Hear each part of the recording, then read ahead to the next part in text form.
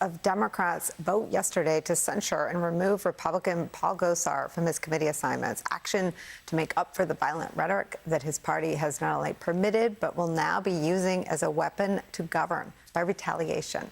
Joining us now, Congresswoman Stacey Plaskett, who represents the U.S. Virgin Islands. She served as a House impeachment manager during Donald Trump's second impeachment trial. I first want to ask your feelings in the body and personally about yesterday's censure vote.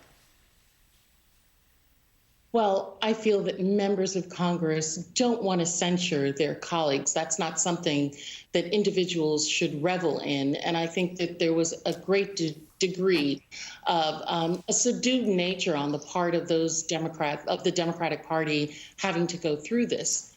But of course, we have to have reverence for this body, for the House itself. And that means that members have to conduct themselves in a certain manner. The fact that we even have to go through magnetometers right now because of threats to members of Congress, because of the concern that we have that members do not respect Congress itself, those who are charged by their constituents to uphold the law and to, this is in fact the greatest symbol of democracy, and it's not being respected.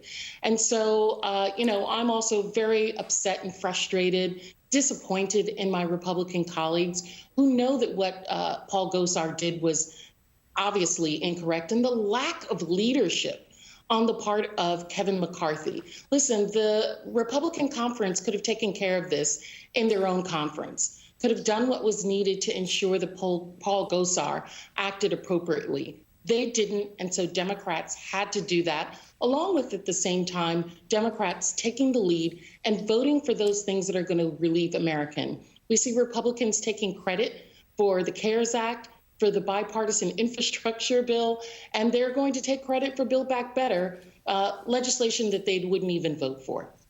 Yeah, I mean, and everything you just listed is the evidence that they know they're on the wrong side of the legislation. And Liz Cheney and Adam Kinzinger's votes make clear that they know they're on the wrong side of history in terms of yesterday's greenlighting of the dissemination of violence.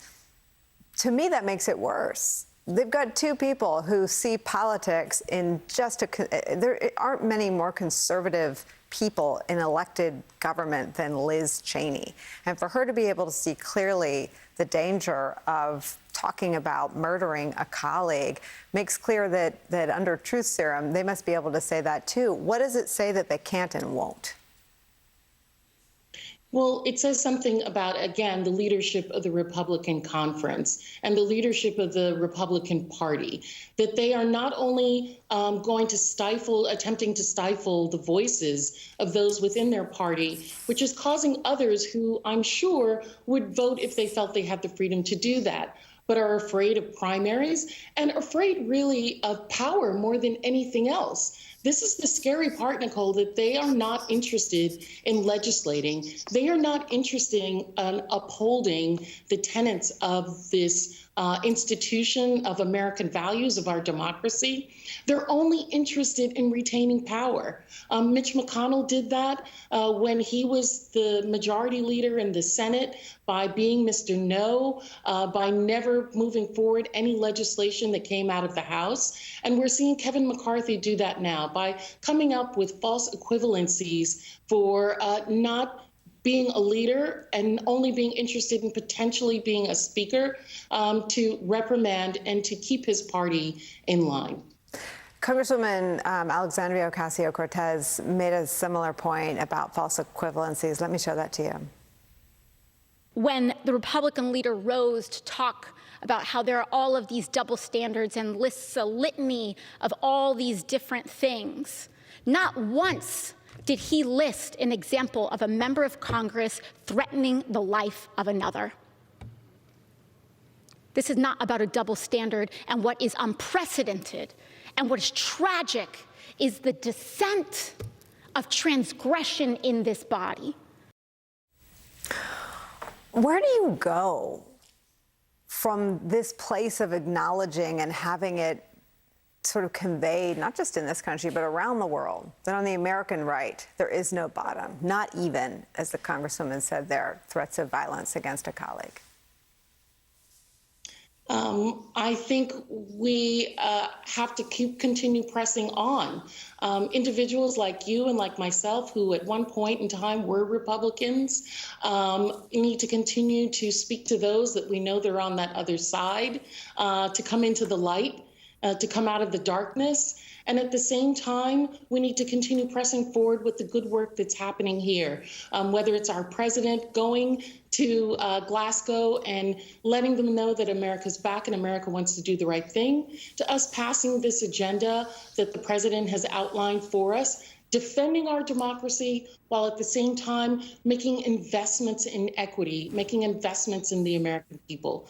I know that the people of the Virgin Islands that I represent are so excited by the infrastructure plan and what it's going to mean for our ports, for our roads, for infrastructure, and for jobs, right? Skilled jobs. We know that 1.5 million jobs a year are going to be created by that legislation. And Build Back Better is going to be a game changer for so many of us that want to bring equity. It is the economic development that I came to Congress to work on.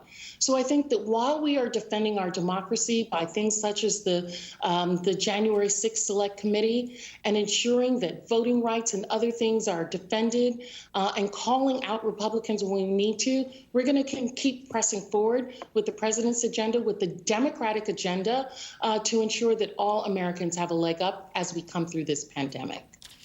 Congresswoman Stacey Plaskett, thank you so much for spending some time to talk to us. Thank you. There is new exclusive audio that shows